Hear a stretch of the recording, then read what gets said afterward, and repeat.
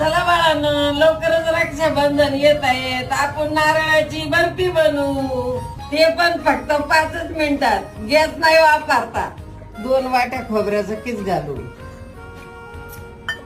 ही दुसरी वाटी. 1 वाटी पिठी साखर घालू. त्यासाठी चिंच घालू. तुम्हाला आवडलं ना तर तुम्ही विलायची पूड घाला, नाही तर सुका मेवा घाला, नाही तर रंग घाला.